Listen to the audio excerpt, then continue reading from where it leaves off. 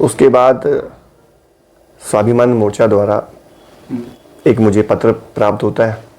उसमें कहा जाता है कि आपको महासचिव पद से आपको हटा दिया गया है। और मैं लगातार इस तरह से लोगों से बात करता रहा, एक होने की, सबके साथ मेरी बातचीत होती रही। तो स्वाभिमान मोर्चा के संगठन को लगा कि मैं कहीं ना कहीं उन्हें कमज़ोर कर रहा हूँ और इस वजह से उन्होंने मुझे महासचिव पद से हटा दिया। खैर, मैं इस फैसले का भी मैं एक तरह से इस पर मैंने कोई आपत्ति भी नहीं जताई, ना मैंने अपना पक्ष रखा कि आपने मुझे क्यों हटाया। मुझे लगा कि आपने जो निर्णय ले लिया है आपके दृष्टिकोण से वो निर्णय सही होगा, लेकिन जो मैं अपना काम कर ही रहा हूँ वो मैं अपना आगे बढ़ाता रहूंगा। मोहित भाई, स्वाभिमान मोर्चा की हम बात करें तो स्वाभिमान मोर्चा में लंबे समय से आपकी सक्रियता नहीं दिख रही है। कहा जा रहा है कि महासचिव पद से आपकी विदाई कर दी गई है, पदमुक्त आपको कर दिया गया है। इतनी जल्दी जो है ये सब कुछ हो गया और ये पत्र भी हमें प्राप्त हुआ। जी देखिए, उत्तराखंड स्वाभिमान मोर्चा में मैं लगातार इस बात को उठा रहा था अपने साथियों के बीच कि हमको एक पार्टी को मजबूत करना होगा, क्योंकि अभी हमारा रजिस्ट्रेशन नहीं हुआ है और रजिस्ट्रेशन होने में समय लग रहा है, बहुत समय हो गया है और चुनाव भी नज़दीक है। इसलिए हम किसी एक क्षेत्रीय पार्टी को मजबूत करें ताकि एक दिशा में हम अपनी ताकत लगा सकें, या फिर जो क्षेत्रीय पार्टियां यहाँ पर सक्रिय हैं उनसे हम लगातार वार्ता करें, बातचीत करें, एक ऐसा कार्यक्रम तय करें कि हम सब लोग एक दिखाई दें जनता के बीच में। जनता के बीच भ्रम की स्थिति बनी हुई है, उसको दूर किया जाना बहुत ज़रूरी है। लोग ये सोचकर चल रहे हैं कि ये लोग एक हैं, अलग हैं, इस तरह की धारणा आम जनता के बीच बन रही है। इस धारणा को कैसे तोड़ेंगे?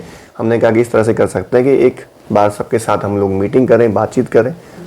इसके लिए तमाम क्षेत्रीय पार्टियां, उनसे हम बातचीत कर सकते हैं और जनता के बीच एक स्पष्ट संदेश दे सकते हैं कि हम एक होकर लड़ेंगे और हमारा ये कार्यक्रम है और हमारी सोच ये है, हमारी विचारधारा इस तरह से आगे बढ़ेगी।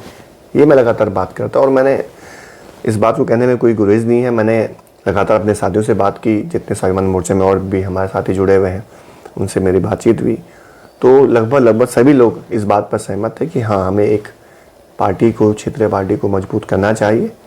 और क्योंकि हमारा भी रजिस्ट्रेशन नहीं हुआ है और चूँकि पहले से इस राज्य में बहुत सारी क्षेत्रीय पार्टियां बनी हैं, तो लोगों के बीच एक संदेश भी है कि हर बार यहाँ क्षेत्रीय पार्टियां बनती हैं, लोग अपनी अपनी पार्टियां बनाते हैं और जनता की जो लड़ाई है, मुद्दे हैं, सोच है, वो एक तरह से लड़ाइयाँ कमज़ोर हो जाती हैं। एक ऐसी सोच बन जाती है फिर कि सब लोग अपनी अपनी पार्टी बना रहे हैं। तो मैं चाहता कि जनता के बीच ये संदेश ना जाए, इसलिए हम लोग या तो फिर एक साथ होकर चुनाव लड़ें या फिर एक पार्टी को मजबूत करें, एक गठबंधन बनाएं। ये सोच हमारी थी।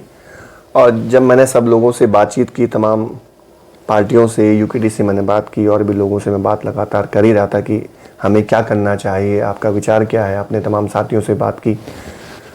उसके बाद स्वाभिमान मोर्चा द्वारा एक मुझे पत्र प्राप्त होता है। उसमें कहा जाता है कि आपको महासचिव पद से आपको हटा दिया गया है।